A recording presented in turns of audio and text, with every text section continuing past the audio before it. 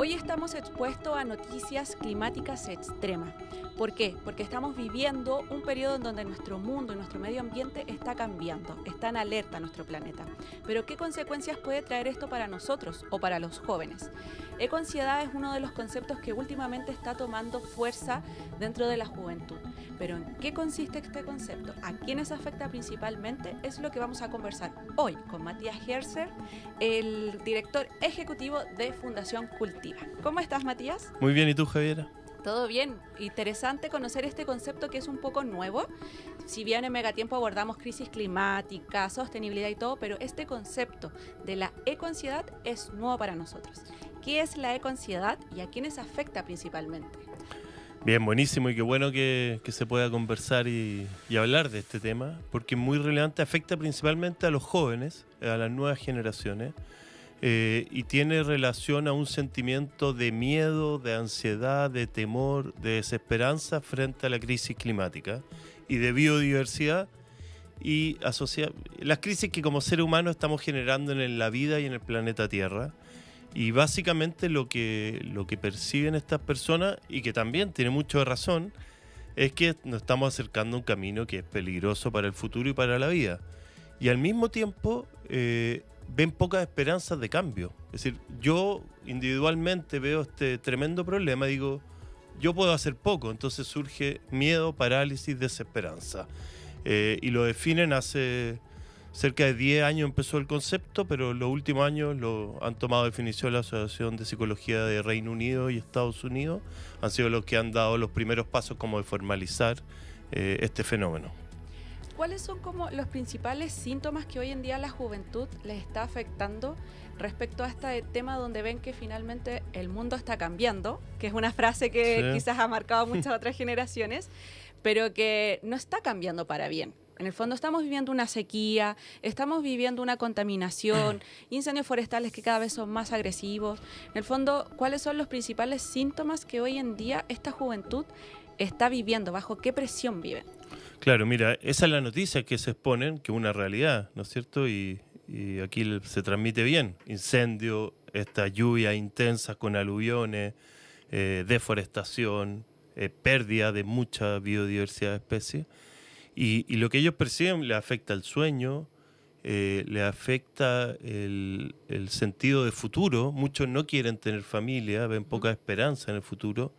Y a algunos los paraliza como el temor de lo que va a venir en los próximos años. Entonces ese es el fenómeno que estamos observando y los principales efectos tienen que ver con la salud mental, con sentir desesperanza, miedo, parálisis, dormir mal, te afecta completamente tu vida. ¿Cuál es como el rango de edad en que en el fondo los jóvenes están sintiendo esta ecoansiedad? Sí. Mira, hay un estudio que se hizo hace algunos años que se entrevistaron a 10.000 personas de más de 15 países y los principales afectados estaban entre los 15 y los 28 años. Ese es el grupo que el 70% señalaba que sentía un miedo, un temor importante sobre el futuro asociado a crisis climática. ¿Qué se está haciendo hoy en día en Chile para mitigar un poco estos efectos de ecoansiedad en nuestra juventud? Poco, yo creo, la verdad. Nosotros desde Cultiva vemos que una de las soluciones es cuando tú te expones a información y noticias, pero pasas a la acción, a mover tu voluntad. Es decir, ahí empieza a romperse esto de la desesperanza cuando tú te activas y plantas un árbol nativo, mejoras un parque, tomas, reciclas más, tienes conciencia ambiental y no es una transformación gigante, sino que un primer paso. Entonces, eso se hace por distintas organizaciones, pero a nivel Estado, a nivel de política, la verdad es que se hace poco. Y lo otro que es súper relevante es que los jóvenes tengan acceso a la naturaleza y compartan, vayan a los cerros, a los bosques, tengan buenas áreas verdes. Eso también genera tranquilidad y esperanza porque ven que las cosas pueden estar mejor. Entonces yo te diría esos dos fenómenos. Y lo otro muy relevante que en el primer septenio, en la pequeña infancia, no expongamos a los jóvenes a los celulares, a pantallas o a noticias que no están preparados para abordar en un contexto. Entonces también mucha exposición a pantalla, a celulares, información que no corresponde a su edad, también genera un daño muy importante. No es que ocultemos la realidad, pero por supuesto niños de menores a 9, 8 años no pueden contextualizar ni cómo se puede decir, ni trabajar bien noticias que son de cierta manera aterradoras. Claro. Tomabas un punto que yo encuentro que es muy relevante, el tema de las áreas verdes. Hoy en día en Chile, ¿estamos en un déficit de áreas verdes o estamos en un aumento de áreas verdes? ¿En qué periodo estamos? Mira, va aumentando las áreas verdes, pero tenemos un déficit terrible versus lo óptimo que señalan estudios internacionales. El óptimo está 10 metros cuadrados de área verde por habitante y que esté accesible un espacio de al menos 1000 metros a 15, 20 minutos caminando a tu casa. Hoy día en Chile el promedio de áreas verdes por habitante es 3,3, es decir, menos de un tercio. Nada. En la región metropolitana, que ha aumentado sus parques y áreas verdes, es 3,6. Pero además tenemos una injusticia de equidad verde, como en muchos otros ámbitos. Las 4 comunas con mayor ingreso en la región metropolitana concentran más del 30 y tantos % de las áreas verdes de la región metropolitana. Las 4 con menor ingreso, el 4%. Es decir, un abismo brutal. En las comunas con más ingresos, el 70%, tiene 10 metros cuadrados a menos de 15 minutos.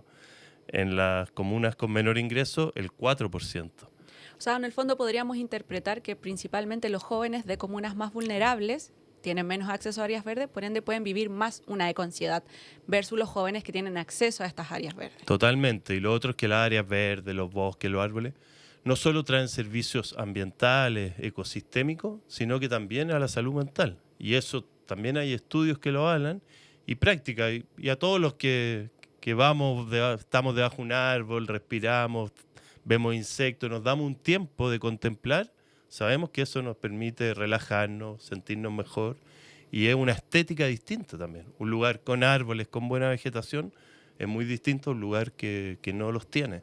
Claro. Yo, por ejemplo, vivo en la comuna de Santiago Centro. Y efectivamente, si bien hay ciertos parques, que no voy a nombrar para que no se sientan, pero efectivamente siento que es una comuna que es más como urbana, más de mucho cemento, mucho edificio, muchas cosas. ¿Cómo en el fondo yo me enfrento o yo u otra persona que tenga una misma realidad en este sentido con su comuna, cómo me enfrento a yo también poder ir a buscar estas áreas verdes que a lo mejor mi comuna no me puede acceder? ¿Qué opciones hoy en día tiene la ciudadanía tanto en Santiago como en otras regiones, por ejemplo? Mira, opciones hay abierto, hay muchos parques y buenos parques últimamente en la región metropolitana, pero sí, claro, tienes que movilizarte, tomar locomoción colectiva y darte un tiempo para llegar, ¿no es cierto? Bueno, el Parque Quinta Normal es maravilloso en Santiago Centro, pero requiere un tiempo mayor a una caminata. Y lo otro que es muy relevante es el arbolado vial, que ya no es voy a un parque, sino que en mis cuadras, en mis calles aledañas, tengo un buen arbolado vial y se cuidan los árboles y es un patrimonio y no se mutilan como muchas veces pasa en la ciudad. Estuvimos el año pasado plantando en la Alameda más de 1000 y tantos árboles en un programa, parte de un programa Brotar que hicimos con el gobierno regional, Sí, de 33.000 nuevos árboles en la región metropolitana. Y bueno, son acciones que se van tomando, pero hay un estudio de la Católica que dice que a Santiago, el óptimo, faltan 14 millones de árboles. Tenemos 6 millones. Entonces el desafío, 33.000, gran programa y todos contentos, pero falta un esfuerzo infinitamente mayor. ¿Crees que hoy en día el arbolado urbano se ve más como algo estético que como algo importante, ya sea para el medio ambiente, para la salud mental, que ya no es solo como que se vea bonito, sino que finalmente es una necesidad física y emocional como para la gente, para la comunidad? Sí, yo creo que está cambiando la visión. Están cambiando dos visiones que son súper importantes. Uno, lo que tú señalas de solo estética, a esto es mucho más importante. Salud mental, biodiversidad, insectos, temperatura en verano, Claro. etcétera. Y lo otro es que empecemos a ver los árboles como un patrimonio, como algo súper relevante. Como cuidamos una banca, que la vereda se pueda caminar cómodamente. La iluminación, digamos, oye, tener buenos árboles es fundamental. Y creo que eso en general está cambiando la conciencia, pero falta mucho por hacer. Muchas personas piden podar los árboles porque o le caen hojas, o me molesta, o me tapa alguna vista. Y al contrario, es cómo cuidamos mejor estos árboles porque es un patrimonio de cada casa y del vecindario. Si tuviéramos que hacer como un ranking de las principales comunas con áreas verdes, por ejemplo, las 3 comunas con áreas verdes, los vamos a encarar, no, pero No, sí, está bien. las vamos a Pues, son mencionar, conocidas. versus las 3 comunas con menos áreas verdes. ¿Cuál sería este ranking que tú puedes darme? No estoy completamente seguro, pero de las 3 primeras está Vitacura, Las Condes, Lo Barnechea, La Reina, quizás. Son de las que más tienen. Y en otro extremo, La Pintana, El Bosque, Puente Alto, Pedro Aguirre Cerda. Hay muchas comunas con mucho déficit. Nosotros el fin de semana estuvimos plantando una escuela en Pedro Aguirre Cerda, un nuevo bosque de Miyawaki de 2.500 árboles, en otro programa del gobierno regional, y fue una tremenda actividad con 300 estudiantes. Pero bueno, ahí están los rankings y lo que falta por hacer es un gran desafío, pero un bonito desafío. El tema de la ecoansiedad, si bien, claro, faltan políticas públicas, hablábamos recién, efectivamente hay actividades como fundaciones como ustedes que están realizando junto a los jóvenes, pero por ejemplo como padres, ¿qué otras cosas o cómo podemos apoyar a un joven que está viviendo una situación como esta? Mira, yo creo que la primera responsabilidad nuestra como adultos no es cambiar el mundo porque es difícil, pero empezar a hacer algo positivo por el medio ambiente. Eso es desde reciclar, desde tener un lindo jardín y cuidar algún árbol. Y con los jóvenes yo te diría, hay que llevarlo a contacto con la naturaleza. Estamos rodeados de parques, cordillera o de buenos parques en que podemos acceder y podemos ir a caminar en la naturaleza, y hay que acercar a los niños a esa experiencia. Y lo segundo es ser muy cuidadoso, como hablamos con la primera niñez, de mostrarle un mundo bello y que tengan contacto con la tierra y las plantas, pero no transmitirle información que no pueden todavía procesar. Entonces, cuidar la primera niñez y en todo ámbito llevar a los niños a contacto con la naturaleza, a subir árboles, a meter las manos en la tierra, a ensuciarse. Embarrarse. Todo eso es súper positivo y lo vivimos mucho los que tenemos más años. Y los niños lo necesitan, de verdad necesitan ese contacto con la naturaleza, les da paz, les da tranquilidad. Hoy día hay un fenómeno de ecofobia, hay niños que no quieren meter la mano en la tierra o se asustan por un bichito. Entonces tenemos que naturalizar y llevarlos a los lugares donde pueden interactuar. Ustedes actualmente igual están trabajando con estas comunas que están con una escasez de áreas verdes. Cuéntame en concreto cuál es el trabajo que están realizando y cuáles son las principales comunas en las donde ustedes están insertos hoy en día. Bien, perfecto. Mira, hemos trabajado en toda la región metropolitana, pero parte de los proyectos más relevantes en Cerro Renca, que es el futuro nuevo parque metropolitano. Hemos plantado más de 60.000 árboles, llevamos más de 12 años trabajando con las comunidades y la municipalidad. Entonces ahí tenemos un trabajo muy potente. Tenemos una red de jardines infantiles, Cristo Joven. Son 14 jardines infantiles que estamos transformando los patios en mejores áreas verdes y acompañando por al menos 2 años a los educadores para que se involucren con prácticas con la naturaleza, quieran y disfruten estos ambientes que cambiamos y sepan cómo utilizarlo con los jóvenes. Y en la Protectora de la Infancia en Puente Alto tenemos un bosque de alimentos, le llamamos, que hay huertos, frutales, bosque nativo de 1.200 metros, en que también se está haciendo un trabajo con los jóvenes para que las materias, sea economía, biología, matemática, se puedan hacer al aire libre en contacto con la naturaleza. Qué entretenido. Esas son algunas de las cosas. Haber tenido esas clases de joven. Sí. Y el año pasado, en 2023 y 2024, estuvimos en 68 escuelas con talleres de árbol sobre el árbol nativo, sin PowerPoint, era experimentar cómo el árbol interactúa con el aire, el fuego, el agua. Entonces con experimentos que después ponían en común, y después íbamos con el curso a mejorar un espacio, a plantar 30, 40, 50 especies nativas nuevas y mejorábamos un lugar. Eso es súper necesario también. Sí. Tengo una consulta, Matías. Por ejemplo, ustedes están trabajando directamente con las comunidades. ¿Cómo podrías tú describirme qué es el antes y después, por ejemplo, de un niño, un joven, un adulto mayor o alguien de esa comunidad que primero ve su área verde seca, árida, y que luego, después de este trabajo que hacen en conjunto, involucrando a toda la comunidad, ven un área verde, frondosa? ¿Cómo es este cambio? ¿Cómo me podrías describir qué es como el antes y el después de todos estos trabajos que ustedes están haciendo en terreno? Mira, te voy a contar una historia para un poco describir. Plantamos hace 1 mes y medio en San José un nuevo bosque y con la comunidad trabajamos el diseño. El diseño del lugar, identificábamos cómo veían su entorno y plantamos un nuevo bosque. parte de la actividad es aplicar un preparado que mejora el suelo. Y eso ¿Cómo a veces ellos vivían su entorno? veían zonas de peligro, zonas amigables, lugares de encuentro. Eso lo hacemos en todo el programa de este Bosques de Bolsillo. Ujú. Hacemos un trabajo previo comunitario de identificar las diferentes zonas. Después codiseñamos con ellos y luego lo invitamos a plantar. Y antes hay un taller de preparación de suelo que aplicamos un preparado para mejorar la microbiótica del Claro. suelo. Y eso a veces lo hacemos cantando. Y aquí, o siempre invitamos a cantar. Y aquí un grupo que estaba ese día se entusiasmó y llevó al coro el día de la plantación, que fueron más de 100 personas, y estuvieron plantando y cantando al mismo tiempo. Entonces, ¿cómo viven ese momento y lo que viene? De esa forma es como transformación.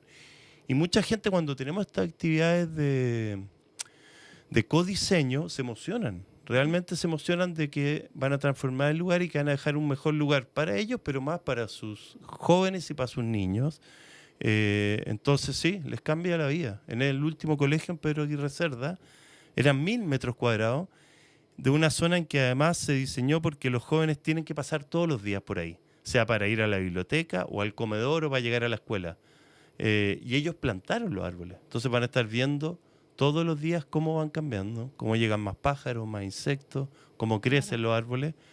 Y te cambia tu relación con la naturaleza. Y también lo que hablamos de la ecoansiedad. Al conocer cómo se generan estos fenómenos, cómo se restaura, surge la esperanza. Dicen, oye, yo también puedo transformar el mundo.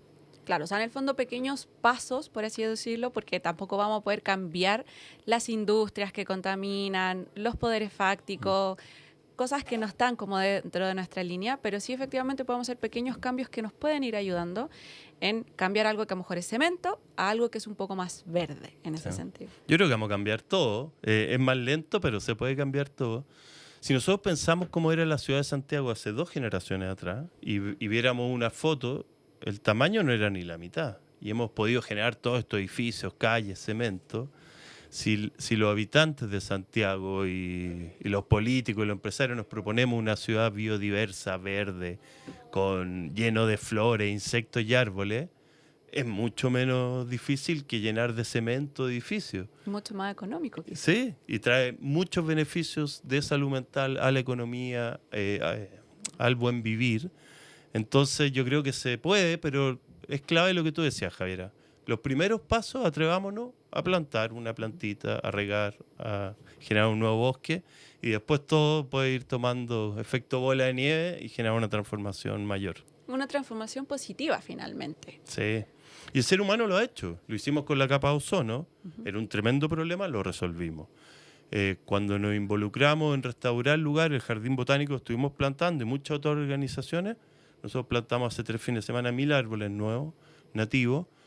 Ya del incendio que afectó el 90%, ya más del 60-70% ha sido restaurado. Incluso hemos sacado especies invasoras y puesto nuevos bosques nativos. Entonces, cuando nos proponemos y ponemos la voluntad, se puede. Quiero conocer un poco más como de las experiencias que has tenido con la comunidad. Me gustó mucho la historia que me contaste, pero por ejemplo, ¿cuál crees tú que ha sido como la historia o el lugar al que tú llegaste y tú dijiste es como, como, no sé, como negativo, como mal y que después se haya recuperado así en un 90% y tú digas así como, se logró? Mira, yo te diría que la experiencia hace un par de semanas, una escuela en Recoleta, José Miguel Carrera, era una escuela que sus áreas verdes, tiene muy pocas áreas verdes, mucho cemento, y los árboles que habían estaban deteriorados, y estuvimos plantando junto a los estudiantes, y yo creo que ahí hubo una transformación muy potente del entorno.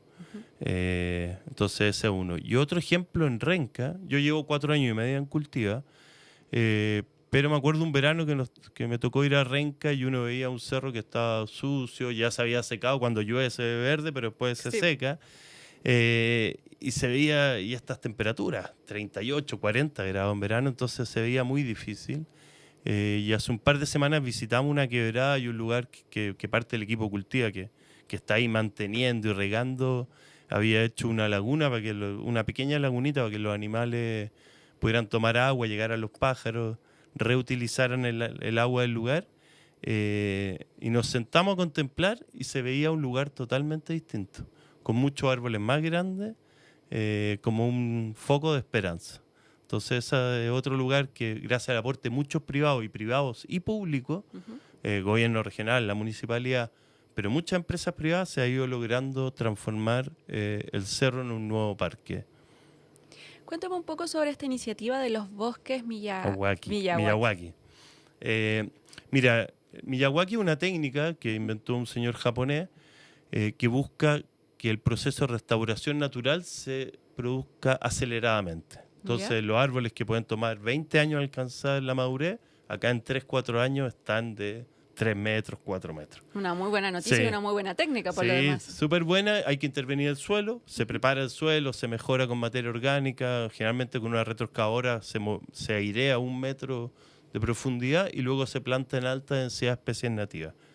Y este es un programa muy bueno del gobierno regional que está implementando 33 nuevos bosques en 33 comunas de la región metropolitana en espacios públicos, escuelas, jardines infantiles. Y el gobierno regional licitó 3 líneas y nosotros nos adjudicamos una y estamos haciendo un tremendo trabajo, pues está bien pensado, pues se involucra mucho a la comunidad en el codiseño, en identificar los lugares y luego también en plantar y cuidar los bosques. Claro. Sí, así que ese es el programa Bosques de Bolsillo, le llama el gobierno regional, que estamos implementando hace ya 5 meses. Aparte de todos los beneficios que ya hemos conversado, esta nueva técnica, ¿cuál crees tú que son los 3 principales beneficios que trae a la comunidad y en el fondo al medio ambiente el poder aplicarla? Bien. Perdona, algo más. Esta técnica es súper buena, pero no es la solución para toda la ciudad. Es para ciertos lugares con un espacio, no sé, no es para grandes intervenciones, digamos, en la precordillera, por ejemplo, que hay otras técnicas o nuevos parques, pero hay zonas en que es muy bueno. ¿Son como en zonas más urbanas, por ejemplo? Sí, zonas urbanas, entre 100 y 1000 metros cuadrados. Puede reemplazar un tipo de parque porque requiere, además, cuando ya el bosque crece, requiere mucha menos mantención, se autosustenta, entonces tiene muchos beneficios, pero no es la única técnica, hay que ir involucrando distintas tipologías de intervención. Arbolado, vial, en parques más tradicionales, bosques Miyawaki, etcétera. ¿Y qué me preguntabas? Perdona, que me fui por otro lado. Era que si me podías comentar como cuáles son los 3 beneficios de esta técnica, como para, no solo como la comunidad, sino que como para el medio ambiente. Perfecto. Mira, beneficios para el medio ambiente. La infiltración de agua. Nosotros cuando llueve vemos que nos inundamos. Parte del problema es que no tenemos zonas donde el agua se infiltre. Estos bosques, estos espacios verdes de alta densidad infiltran agua. Y si lo pudiéramos ver en un lugar, lluvia con 1000 metros cuadrados de cemento, calle, y en un bosque, el bosque se absorbe el agua. No va a escurrir en una lluvia tradicional de Santiago, no va a escurrir nada agua, sino que se va a absorber en la tierra. Después trae biodiversidad. Vamos a ver insectos, mariposas, polinizadores, pájaros. Vamos a ver un nivel de vida muy diferente. Y el tercero, que tiene que ver con la flora nativa, bueno, es recuperar esta vida natural, digamos. Un suelo vivo y la parte aérea con polinizadores aves también vivo. Y los beneficios para las personas, que me voy para allá, belleza, salud mental, un mejor aire, tranquilidad, eso, esperanza. Finalmente es como una especie de como economía circular, o sea, como llueve, se riega solo el árbol, genera como biodiversidad, esto genera que en el fondo la gente vea que hay áreas verdes, o sea, como es un ganar-ganar. Sí, totalmente. Mira, Cultiva nació hace 25 años con el problema de contaminación atmosférica en Santiago, que sigue existiendo, pero era peor. Y en ese momento era un curso en el Colegio Giordano Bruno en Peñalolén. Investigando la contaminación, vieron que todos los años se perdían 40.000 toneladas de tierra por la lluvia de suelo vivo que se arrastraba hacia la ciudad y luego con los vehículos se levanta material particulado y se mezcla con contaminantes. Entonces se propusieron en ese minuto, reforestemos la precordillera. Una precordillera reforestada evita que se pierda toda esa cantidad de suelo. Los árboles absorben. Sí, absorben y cuidan el suelo y luego esa agua se infiltra y pasa a las napas subterráneas, a la misma, por supuesto, vegetación, en vez de escurrir y generar inundaciones que no necesitamos, por supuesto. Perfecto. ¿Cuáles son los siguientes proyectos, los siguientes pasos que sí está haciendo Cultiva respecto a esta temática? Mira, nosotros seguimos muy involucrados en el Parque Cerros de Renca. Ahí, bueno, nos pueden seguir en general en Cultiva_reforestación en Instagram. Ahí estamos mostrando la actividad y invitando a reforestar. Vamos a plantar pronto en Calera de Tango y el bosque, próximo bosque de Bolsillo. Algunas son actividades abiertas, otras son para las comunidades, principalmente cuando son escuelas, pero ahí invitamos a la gente a participar. Y en Cerros de Renca también tenemos jornadas en que invitamos a aliados, socios, voluntarios a vivir la experiencia de reforestar nativo y generar un cambio en estos entornos. Si un joven que está viendo esta entrevista en Megatiempo siente que tiene ciertos síntomas de la ecoansiedad y ve en Cultiva una salida o una forma de, en el fondo, ser parte de este pequeño cambio que hablábamos, ¿cómo puede ser parte, cómo puede ser voluntario? Bueno, mira, que nos siga en Instagram, Cultiva_reforestación, ahí hay un link para hacerse voluntario, o en la página web de Corporación Cultiva, y lo vamos a ir invitando a actividades. Eso yo creo que es lo más sencillo. También los jóvenes sobre los 16 años que se quieren involucrar más, invitamos a formación de monitores que nos ayudan y nos acompañan en las reforestaciones que estamos haciendo en Santiago, en la Quinta Región, en la Sexta y en distintos lugares de Chile. ¿Hay algún requisito?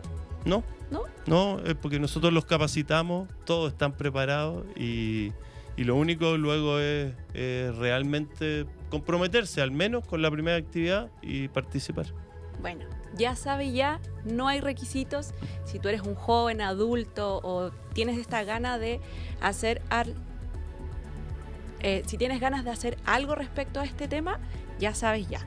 Cultiva es la solución. Así que muchas gracias, Matías, por esta entrevista. Fue muy interesante y nosotros nos vemos en una próxima edición. Muchas gracias a ti, Javiera, y al equipo por esta invitación. Muy bueno poder conversarlo. Muchas gracias. Nos vemos pronto.